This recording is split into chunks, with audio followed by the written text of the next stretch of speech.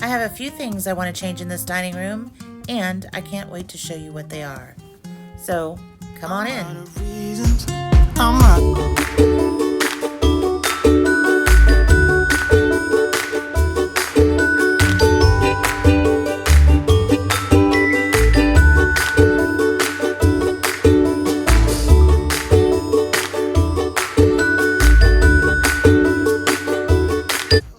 So one of the things that bugs me the most about this area is that I cannot walk around the other side of the table without running into that china cabinet.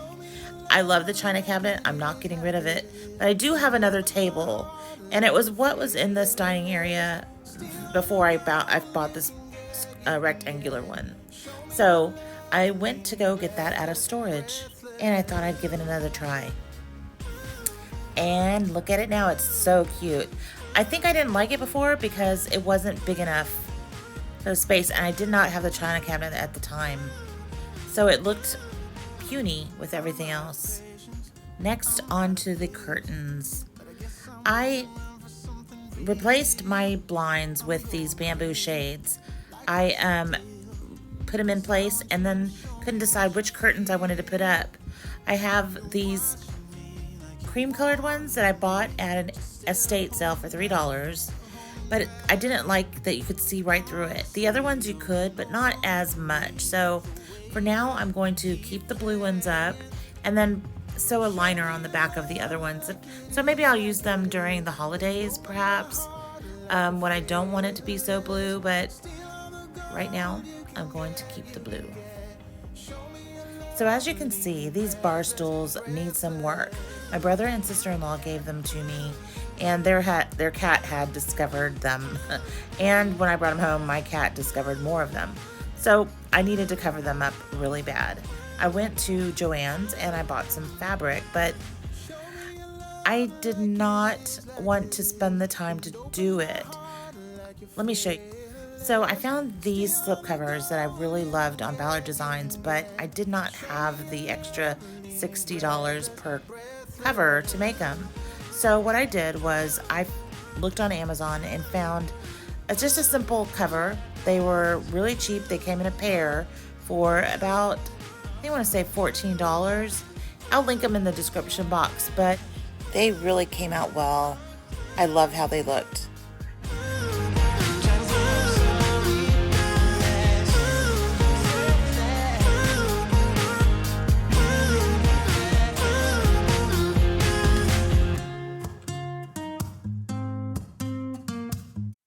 So next, back over to the window seat. For ages, I've wanted a cushion on there, and this was the perfect opportunity. I already had the foam, which I'd purchased a long time ago, and I had it stored in my storage unit, but when I saw it this weekend, I said, you know what? I'm not procrastinating anymore. Now is the time to get it done. The first thing I did was divide my foam in half. I'm not sure if you've ever had to cut foam before, but it's extremely difficult. I learned this little trick from my ex-father-in-law. He had an upholstery shop, and he would cut foam with an electric knife. I found this linen fabric at IKEA for about $8.99 a yard, and this is what I used for my cushion cover. I added 2 inches to each side, lengthwise and widthwise, so that I can make a French mattress type cover. That would give me enough seam allowance on each side to do the stitching. So I have sewn one large panel, one top panel, and all of the sides together on here. Now I need to put the last panel, and I'm only going to do it along the 2 sides and one long side, and probably I think I'm gonna do like along each of the runs, like from one corner into the middle, maybe 1/3 of the way, and then maybe not 1/3, 1/4 of the way, and the other side 1/4 of the way. Sorry about this little guy. She is playing with the ball, so that's what that noise is. So that's what I'm gonna do. I'm gonna go in 1/4 of the way on one side and a quarter of the way on the other side. So they have an opening to put my foam in. So now that I have my batting around my foam and inserted it into the pillow, I have pinned around the seams so that I can hand sew the French mattress part of it.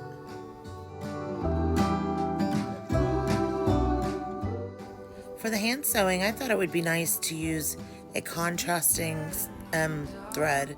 So I just picked up a spool of embroidery floss from Joann's in this nice blue and got to work. So on the top, I did a short stitch and then came under and did a long stitch and just did that all the way around. And it worked out nicely. I looked at the stitching on another like French mattress type pillow, and it looks like that's what they did. So that's what I did all the way around it. It really didn't take very much time at all. I just popped on some television and got to work.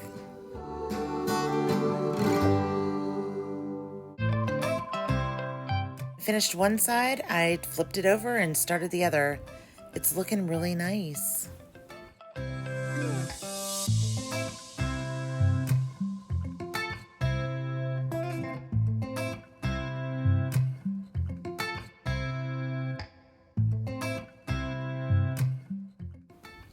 And there you have it. It turned out nice. Okay, so I decided not to do the top like tucking part on it just because I don't know how to keep my thread from going all the way through.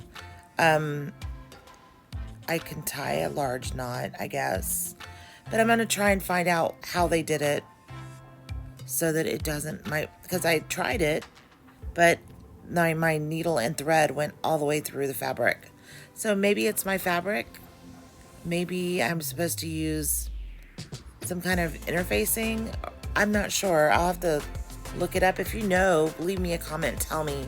But I think it looks good, just like this. And the contrasting thread isn't too much, but it does blend in.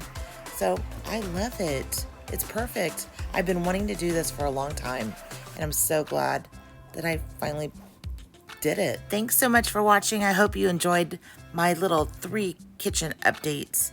And if you like this kind of video, please give it a thumbs up. And don't forget to hit subscribe. See you in the next video. Bye-bye.